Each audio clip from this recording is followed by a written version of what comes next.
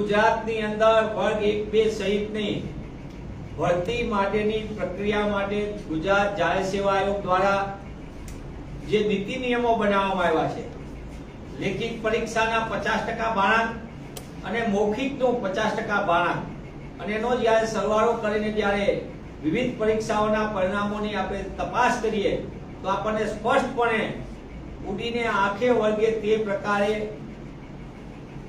ગુજરાતના યુવાન યુવતીઓને નુકસાન થયેલું છે. સમગ્ર દેશની અંદર જુદા જુદા જાહેર સેવા આયોગો, પબ્લિક સર્વિસ કમિશન, તેના પણ નિયમો સ્પષ્ટપણે, એમાં પણ ઇન્ટરવ્યુનું ભાણાંક 10% થી લઈને 15%ની આસપાસ હોય છે. જ્યારે ગુજરાતમાં ઇન્ટરવ્યુના ભાણાંક 50% આપવામાં આવ્યા છે, જે ગુજરાતના યુવાન યુવતીઓને મોટા પાયે નુકસાન થયેલું છે.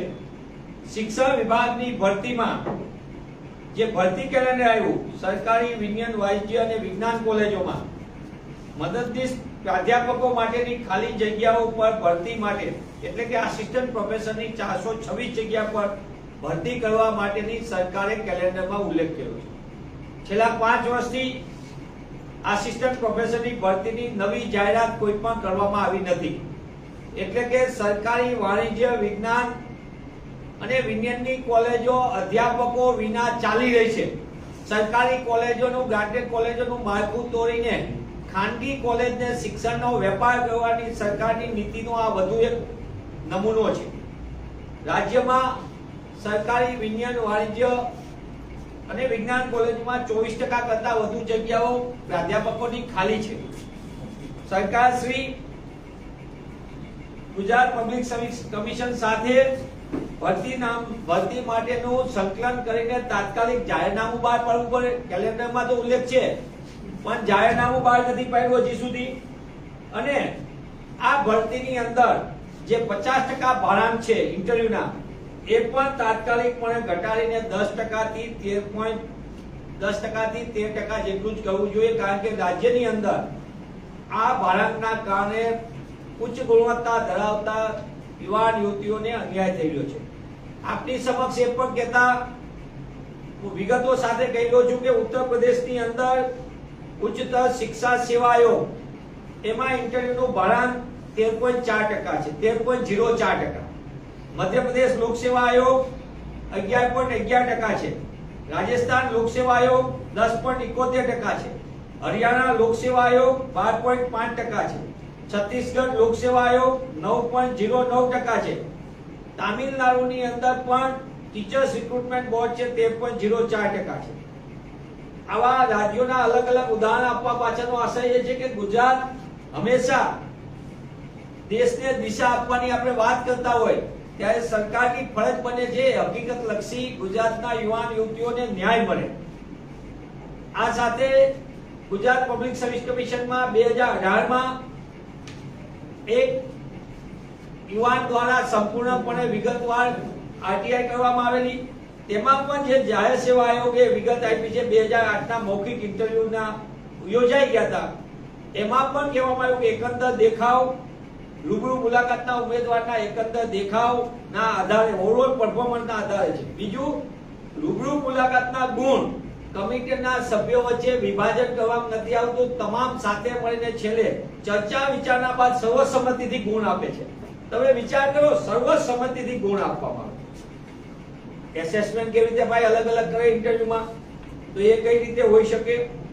બીજું, એની સાથે સાથે Ashok Kumar Yadav versus state of હરિયાણાનો સુપ્રીમ કોર્ટનો ચુકાદો છે, જેમાં પણ ભાડાંક અંગેનું સંપૂર્ણપણે સ્પષ્ટતા કરવામાં આવી છે કે આ અન્યાયકારી પદ્ધતિ, એટલે કે ઇન્ટરવ્યુની અંદર ઉચ્ચ ભાડાંકના કારણે સમગ્ર પ્રક્રિયા ઉપર પ્રશ્નાર્થ ઉભા થાય છે.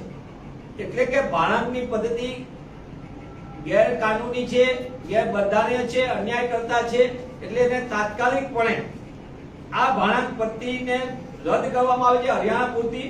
અને સુપ્રીમ કોર્ટે એના જજમેન્ટમાં પણ સ્પષ્ટપણે લખ્યું છે કે અન્ય રાજ્યો પણ આ ભાડાંકની પદ્ધતિમાં જે અન્યાય કરતા છે તેમાં સુધારો કરીને પારદર્શક પદ્ધતિ અપનાવે.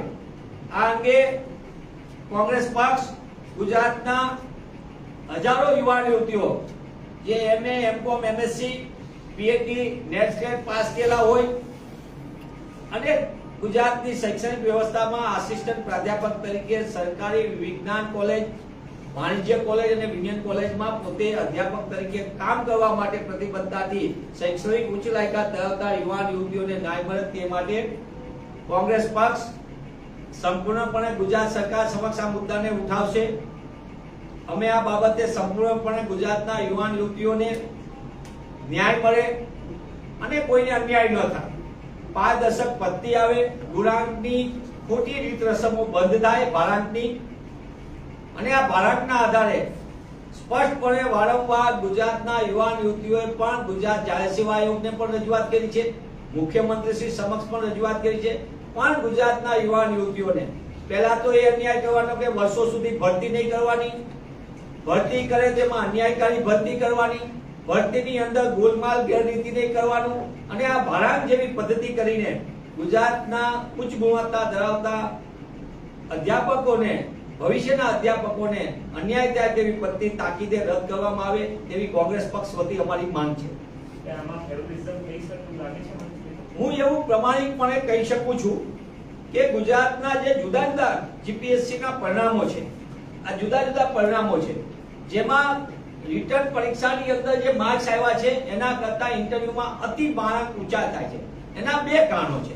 એક તો 300 માર્કની રિટર્ન પરીક્ષા હોય લેખિતમાં, તો એને ભાણાંક તરીકે ગણીએ તો એને 6 વગે ભાગવા પડે છે, જ્યારે 100 માર્કનું મૌખિક ઇન્ટરવ્યુ હોય છે એને 2 વગે ભાગવાના હોય છે. બંનેના 50-50% ભાડાંક છે.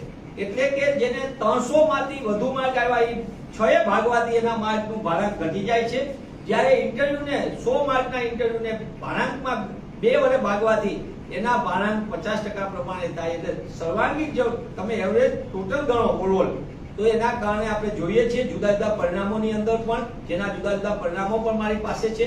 આ પરિણામોથી સ્પષ્ટ દેખાય છે કે જેમને ઇન્ટરવ્યુમાં એટલે કે લેખિત પરીક્ષામાં માર્ક ઘણા ઓછા છે અને એમને ઇન્ટરવ્યુમાં ઘણા વધુ છે, અને એના કારણે એમની પસંદગી પણ થઈ છે. હું આને એમ માનું છું કે પદ્ધતિનો મોટો દોષ છે. હું એમ નથી કહેતો કે જે સિલેક્ટ થઈ ગયા છે એ જે ક્યાંક ફેવરિઝમ થઈ ગયું હોય, પણ એટલું તો નિશ્ચિત છે કે વ્યવસ્થામાં મોટા પાયે ખામી છે અને એનો ભોગ ગુજરાતના યુવાન યુવતી બને છે. સમાચારની ગતિવિધિઓને વધુ જાણવા માટે અમારી નરોડા પાટિયા ન્યૂઝ ચેનલને લાઇક, સબસ્ક્રાઇબ અને બેલ આઇકન જરૂરથી દબાવો.